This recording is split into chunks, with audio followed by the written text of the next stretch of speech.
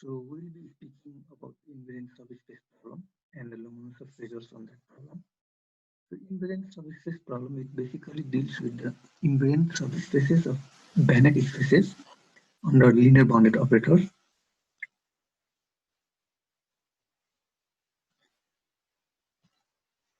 So what are the invariant subspaces? So we have a definition.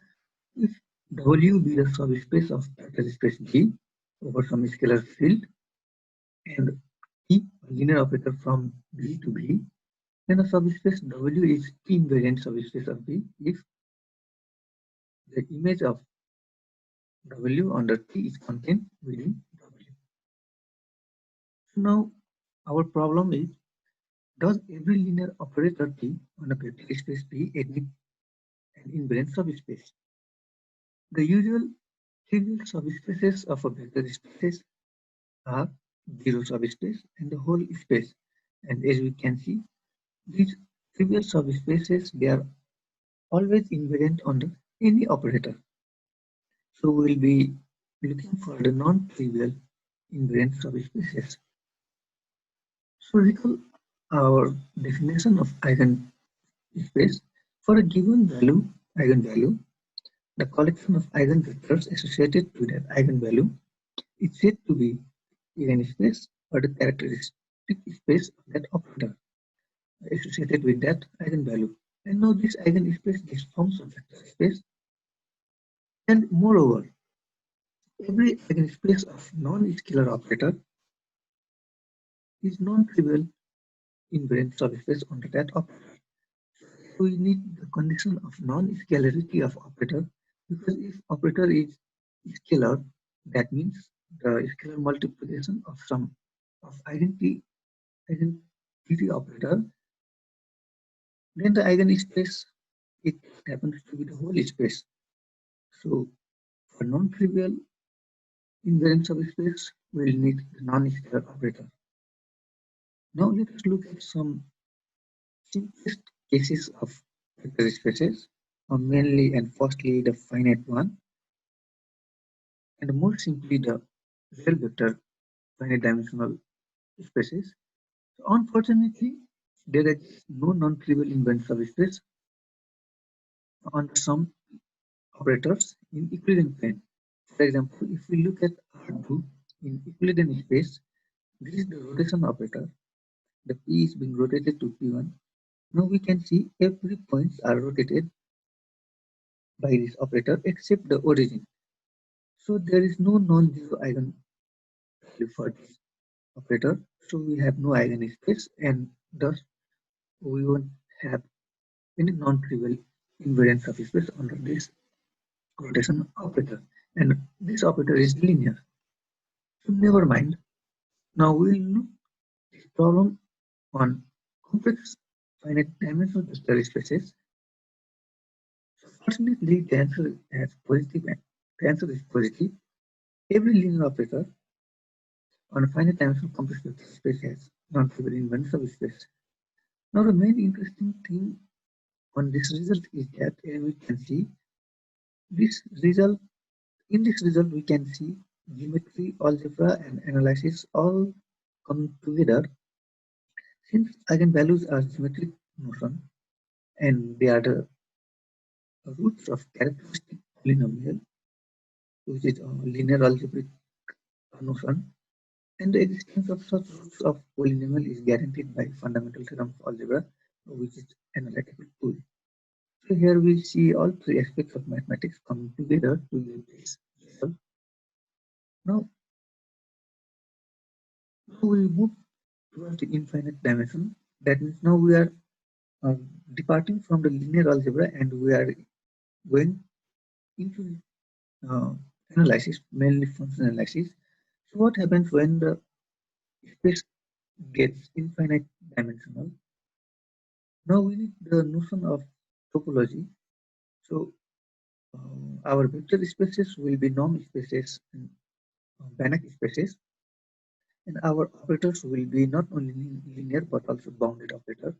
So our problem will be, does every linear bounded operator in infinite dimensional complex Banach space do they admit non-trivial invariant subspace?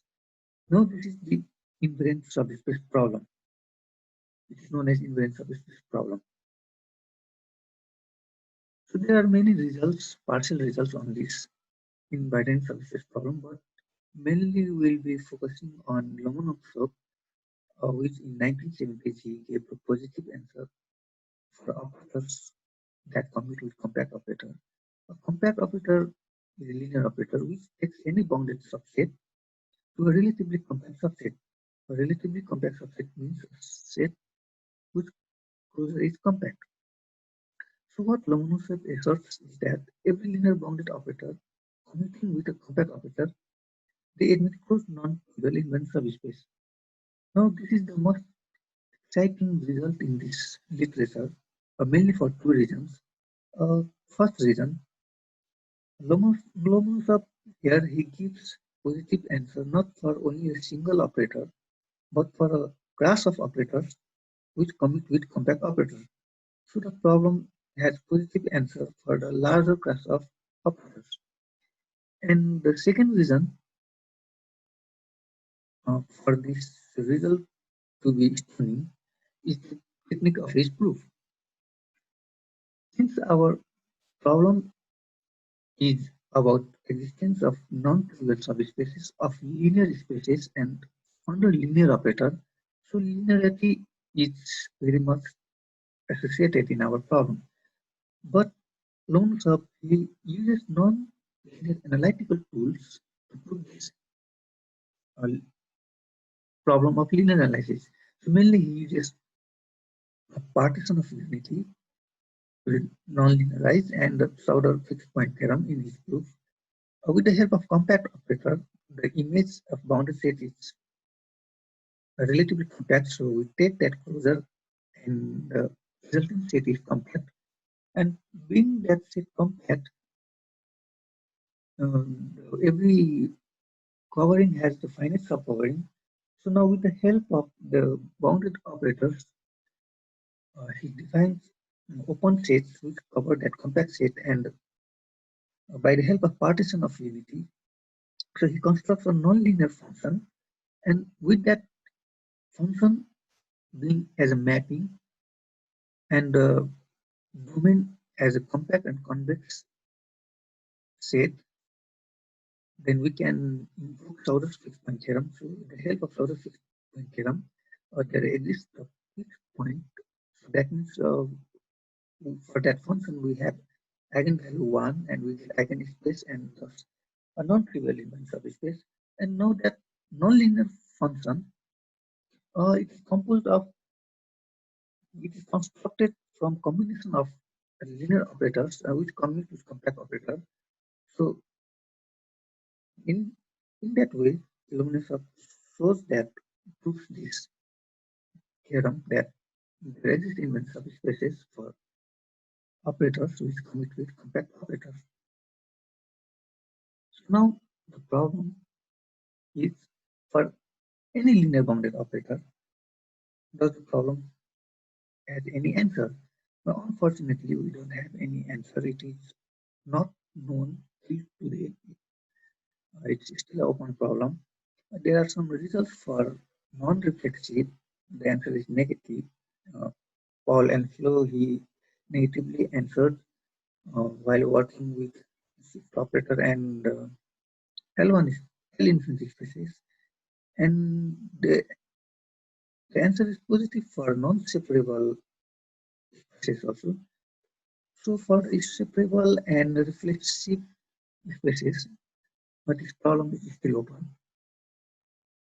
Now we summarize the things. So we had positive answer for the finite dimensional complex spaces, and a particular result due to Lomonosov was a positive answer for operators, linear bounded operators which commute with compact operator. And there are several other results also. For example, the answer is positive for the normal operators also. So, but this is still unknown for the separable and reflexive complex Banach-Hilbert spaces. So these are the good references for the for this problem. Now this monograph, invitation to operator theory, is of the chapter dedicated to invariant subspace, and this is the good reference for this problem. And the second one is the article by Lomonosov, which we have is case proof. So this was published in 1973. And this is Lomonosov. Thank you.